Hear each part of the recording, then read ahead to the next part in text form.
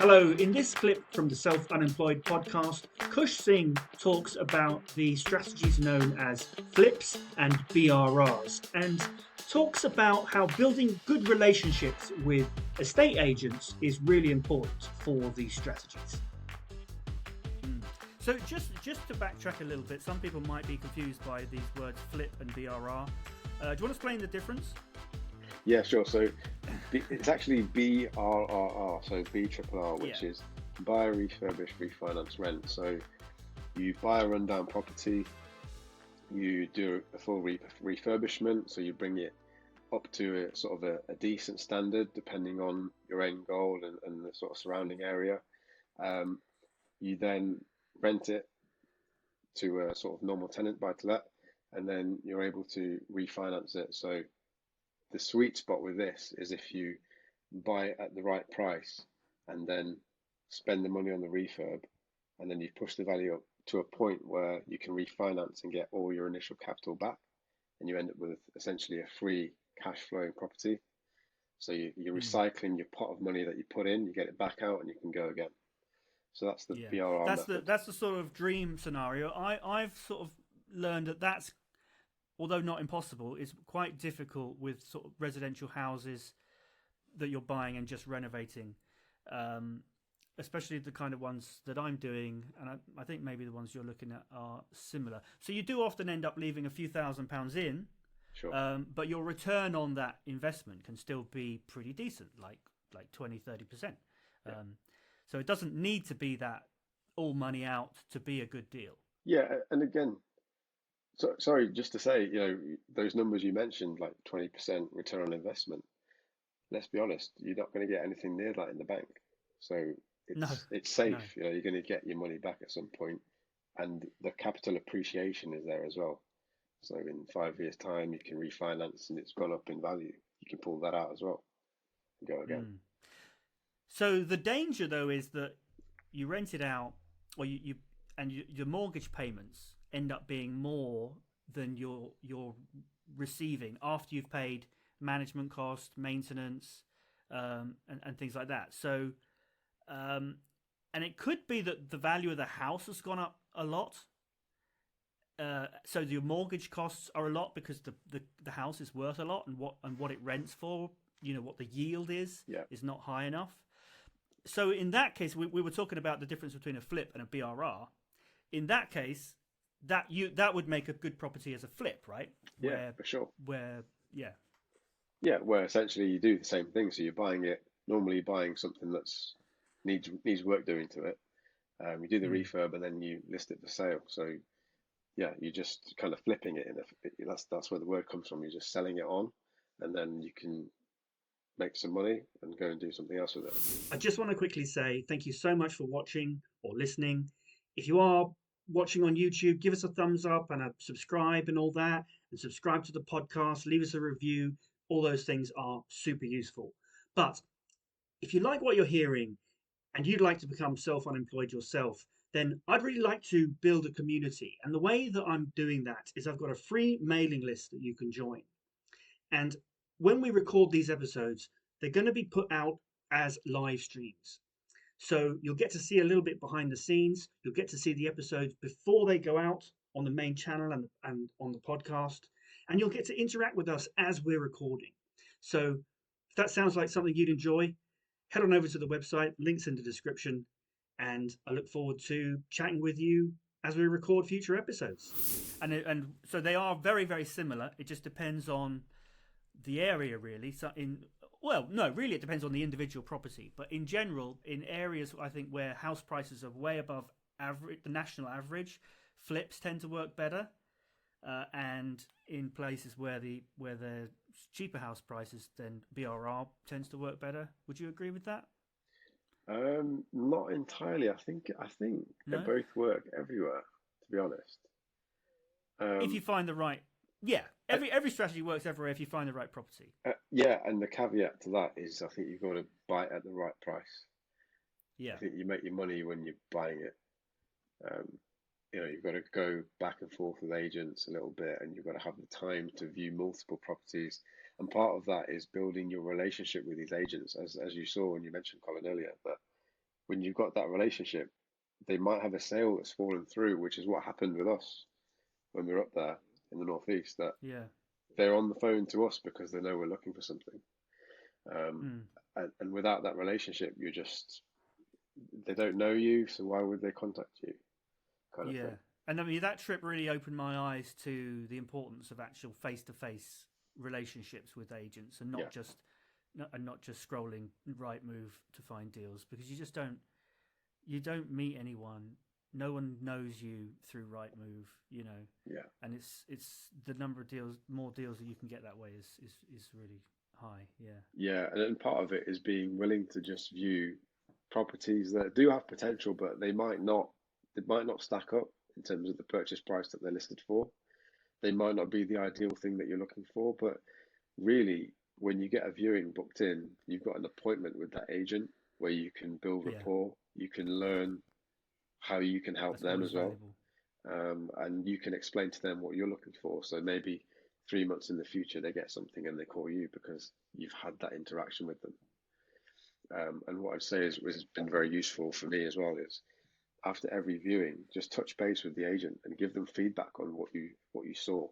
So run your Yes. numbers through them and just say, look, I know it's listed for this much, but I'm going to spend this much on a refurb. This is what the end value is. Am I kind of right in the right ballpark? And they'll agree with you or not. And then sort of you have that conversation of, well, this is what I'm looking to do. Therefore, I need to purchase it for around about this number. Would that work? And then they understand what you're doing. And then they say, oh, it wouldn't work for this one, but next time we have something, we'll give you a call. And that's worked really well, Yeah, actually. because I think what a lot of people may not realize is agents, okay, they want to sell houses, but they're essentially working for the sellers. And the sellers want to know that they're working, that they're trying. And so they want to do viewings, even if there's only a slim chance you're going to buy. They do want to do viewings, and they want your feedback that then they can pass on to the seller to say, look, we showed it to this person, this is what they said, just to kind of show that they're doing they want to be able to show that they are doing the work that they are doing. Yeah. They want to be able to, but they want to show that to the seller. Yeah. As well. So yeah, giving them feedback is a really important way of building your relationship with them. Yeah, and I think it's one of those things, if you don't ask, you don't get. So it might be listed for a price, but it's almost irrelevant what it's listed for, because if you can show your numbers based on what you're going to spend, what it's worth at the end, and if you're a cash buyer, you can move quickly, and that can often motivate people as well. To say, okay, well, this person is ready to go, maybe we'll accept it. Thank you so much for watching. If you're on the journey to becoming self-unemployed, taking control of your financial freedom, then you're in the right place. If you enjoyed this video, then don't forget to give it a thumbs up, hit the subscribe button, leave a comment below. We'd love to hear your thoughts and questions. But more importantly, make sure you head on over to our website and sign up for the mailing list. The link is in the description. By joining, you'll get exclusive access to our live streams when we record future episodes, so you can be part of the conversation and see behind the scenes. So don't miss out. We'd love to have you join us live, so I'll see you at the next one.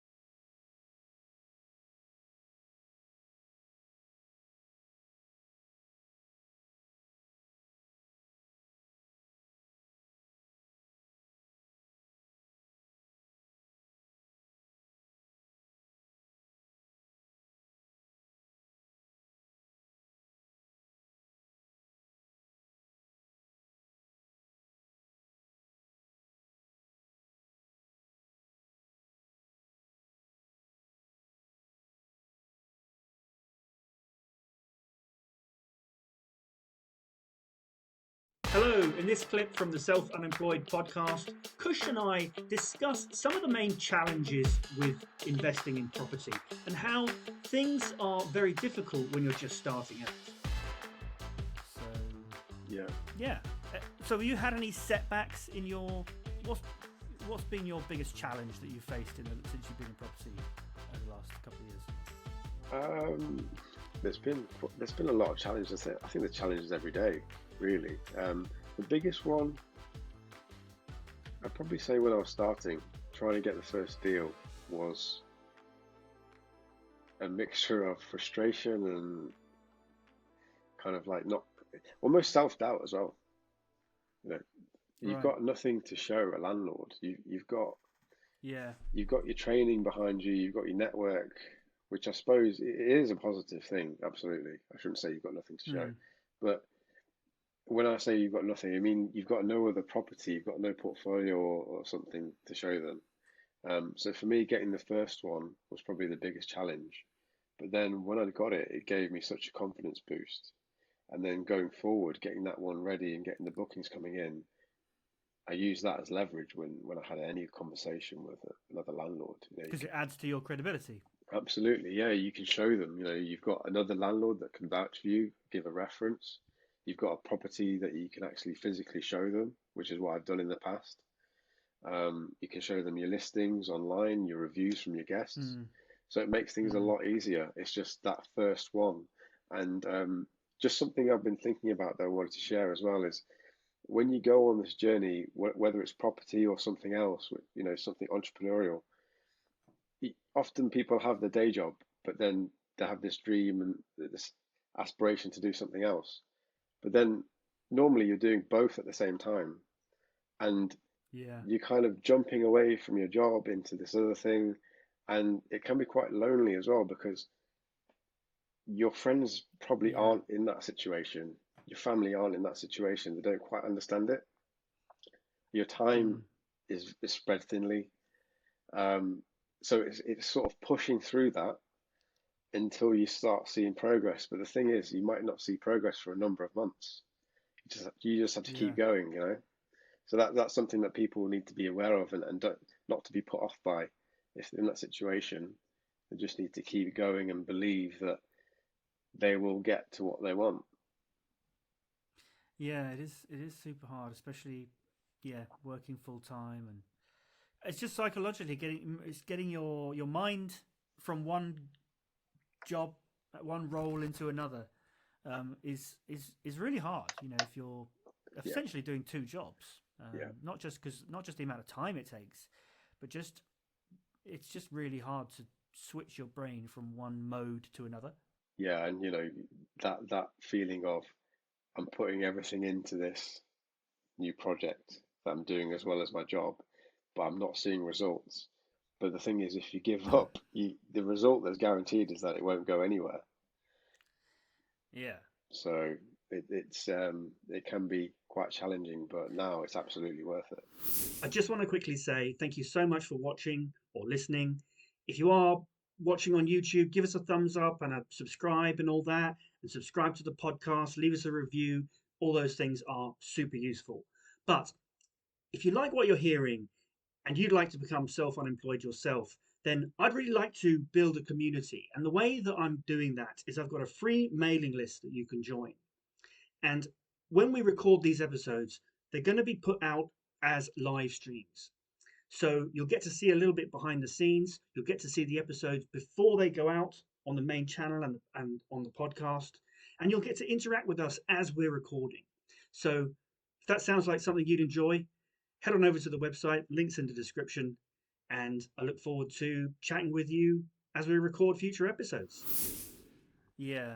I also do think maybe sometimes when you're on the academy, you hear the stories of people's success and things and people getting things up and running quickly. Although what you said, things taking 5 months, that's quite typical.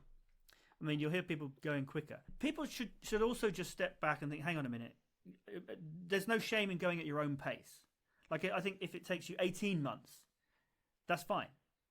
Because, you're the only one who can decide. You might have kids, or your job situation, your financial situation is different. It's unique to you. So just because you're going slower than someone else, it doesn't matter. That's fine. Everyone should be free to go at their own pace, and do their own thing. Yeah, I think everyone's on their own journey. Everyone's circumstance is different. So it's good to be in an environment with other people doing it, but if you compare yourself too much, you can sort of put yourself down because you see other people doing it. I think there's a balance between, not to put yourself down, but to think, well, if other people around me are doing it, then that shows me I can do it as well, and take the positive from it and use it as motivation and drive to say, okay, I'm in the right room, so let's keep going. Yeah, it's so true. It's what may be inspiring at one point, if you don't get the results, could be discouraging later on. But you just need to know what it is that you need to get from that. Like you said, see that, okay, they're doing it, so I can do it. I'm in the right room with those right people. Thank you so much for watching. If you're on the journey to becoming self-unemployed, taking control of your financial freedom, then you're in the right place. If you enjoyed this video, then don't forget to give it a thumbs up, hit the subscribe button, leave a comment below. We'd love to hear your thoughts and questions. But more importantly, make sure you head on over to our website and sign up for the mailing list. The link is in the description. By joining, you'll get exclusive access to our live streams when we record future episodes, so you can be part of the conversation and see behind the scenes. So don't miss out. We'd love to have you join us live, so I'll see you at the next one.